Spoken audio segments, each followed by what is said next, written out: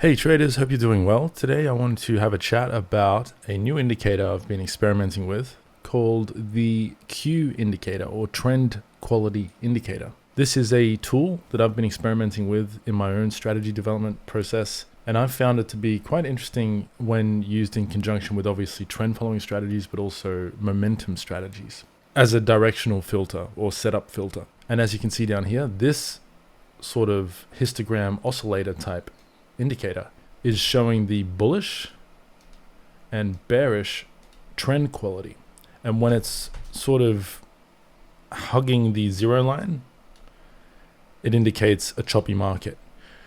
Now, as always, this is not financial advice. This is just something for you guys to go and research in your own trading process and backtesting process. I'm just going to show you how to get this on your chart on TradingView, and most interestingly, how to add it as a filter input to existing strategy scripts. So if you have a script that you've been working on, I'll show you a couple of lines of code which allow you to select any indicator from TradingView, not just this Q indicator, but you can select any indicator output value to use as a filter. So as you can see here, I have a script here. It's an example strategy script that I made many years ago that is on TradingView. It's completely open source.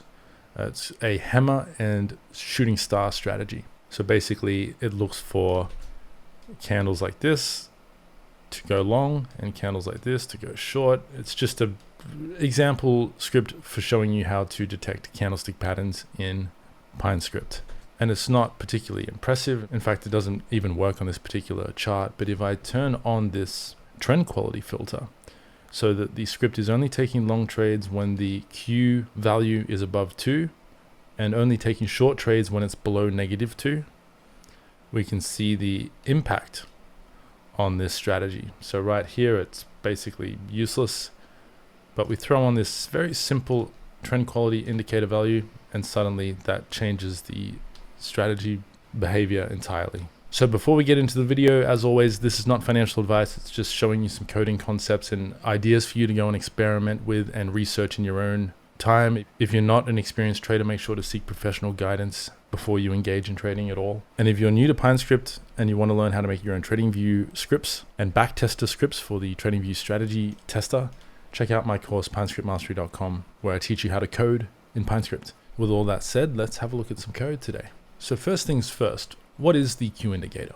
It is a tool which measures trend strength by dividing trend activity by market noise. So in other words, it's a signal to noise ratio indicator. So what it does is it gives you a reading on how well a market is trending or a price chart is trending versus how much it is being erratic or volatile, choppy, whatever word you want to use. And if I bring over this open source script from TradingView, which I'll link to below in the video description and pinned comment, and just to disclaim any links below to third-party resources like TradingView may be affiliate links where I earn a commission at no extra cost to you if you click on them, just to be aware of that. But if we scroll down here, there's some information on where this indicator came from. So it originated through the work of David Sepiashvili in this publication here. And there's a lot of writing here, but to give you a sort of too long didn't read version, this is the full source code to this indicator. And basically what it's doing is it's detecting a moving average crossover, so a 7 period over a 15 period.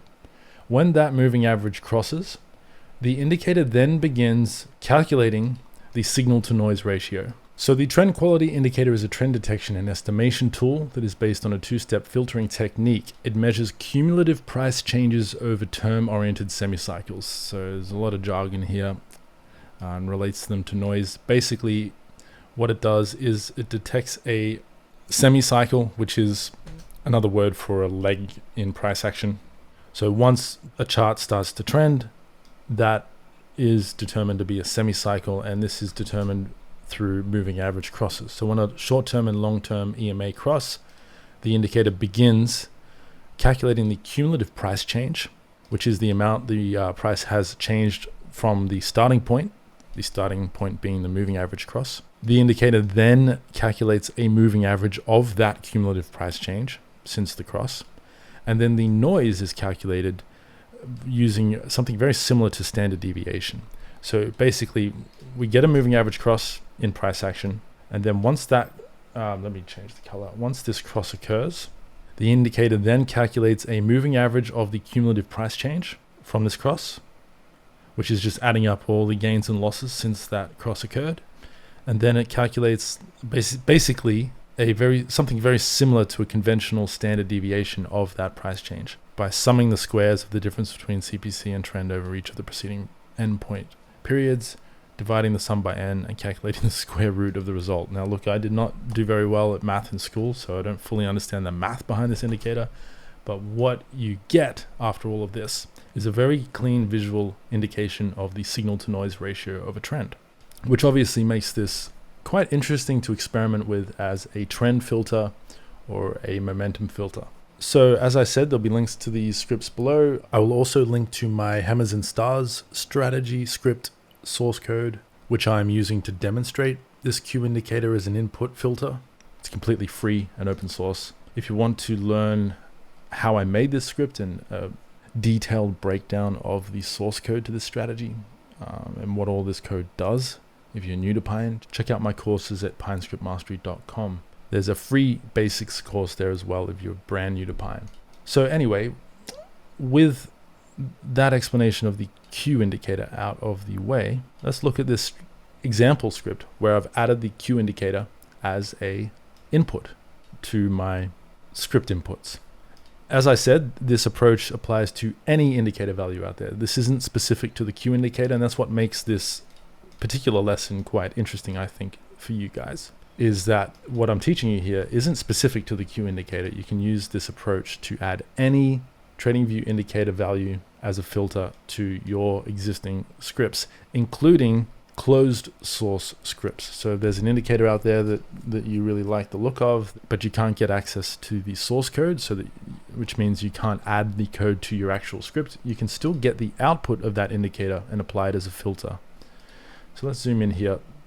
So here the script is detecting hammer candles and shooting star candles, which are just candles or bars where the body is in the upper third, the open and close is in the upper third of the candle, or in the lower third of the candle. It's a pretty rudimentary definition of a hammer and shooting star candle, but this is purely to demonstrate a concept, and I needed an entry reason of some kind.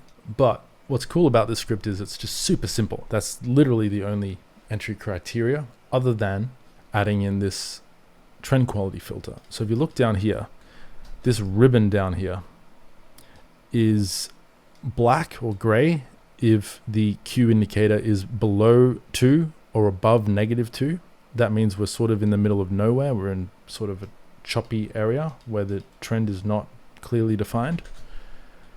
And once this indicator value gets above 2, then my ribbon turns green, and that means my script is looking for potential long setups.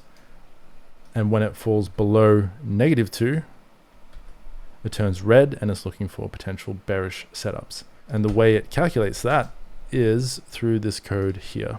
So here I have this external filter settings. We have 4 settings: use the external filter, get the external filter source, which is the indicator value we want to use as a filter, and then the minimum external filter value for longs and the minimum external filter value for shorts. And then if I scroll down here, here are the external filters. Now, because the source value needs to have a default input, it can't be blank. By default, it starts with the indicator value of the closing price. So what I need to do is check if my indicator source is not the closing price. That means we have selected something else from this list. Then we check, is our external filter source, the external indicator value that we have selected, above the minimum value for long trades or below the minimum value for short trades? Then these Boolean values will be set to true or false based on that criteria. Now, this is structured around an indicator value that can go negative, but if the indicator value was something like the ADX, for example, which only ever exhibits a positive value even for bearish trends, then you would just set this to the same value for bearish or long trades, and you might have to add some extra checks into the code to determine a directional bias. And then we just add this external filter check onto my combined Boolean value checks for long and short backtest setups. And that's it. Super simple. Like I said, there's only a few lines of code here. We get our external inputs, we check their values. And by the way, if the use external filter is turned off, then this whole thing will return true. So that's how I make it possible to be able to simply just click this button to turn that off. So anyway, that's it for this particular lesson. I just thought this was a really cool demonstration of how to add a third-party closed source or open source script. It doesn't matter. We're just getting an output value from someone else's indicator, plugging it into our script's source code as a directional filter. And obviously, if we go to editor's picks, let's have a look through the editor's picks indicators and let's see if we can find something that we could throw in as an alternative indicator filter. Let's see what this range oscillator does. Here we go. Perfect. So I have no idea what this indicator does, but let's say that if it's above one, it looks like, what's that, 100? If it's above 100, we're looking for longs. If it's below negative 100, we're looking for shorts. So let's change our value here to, and in order to know which output to choose, you can just open up the settings of a script and go to style. So in this particular case, these are the fixed line plots, as you can see there. What we're looking for is this line here, range oscillator. So if I go to my settings, go to inputs, click on this and go to range oscillator and change this to 100 and negative 100, click OK. There you go. Now you can see that the indicator is, my ribbon on my indicator is turning red or green based on whatever this indicator is doing. So as I mentioned, the full source code to this hammers and stars strategy will be below, but I will also link to the code snippet to this, basically. These few lines of code.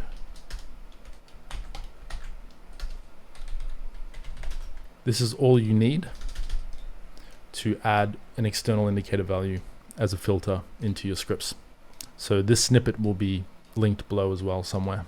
With that said, I hope you found this video interesting. If you did, make sure to subscribe, like the video, all of that YouTuber stuff, and check out my courses at theartoftrading.com or pinescriptmastery.com. In the next video, I want to explore this new Pine Screener feature that TradingView have added to the platform in beta, I believe. It's only available to premium subscribers, and it allows you to run PineScript through the screener feature of TradingView based on PineScript code, which is really cool. I've been waiting for this for a long time. So make sure to subscribe, stay tuned if you want to see a breakdown on how to use the Pine Screener in a future video. Take care, good luck out there, be safe. I love you guys, I'll speak with you soon.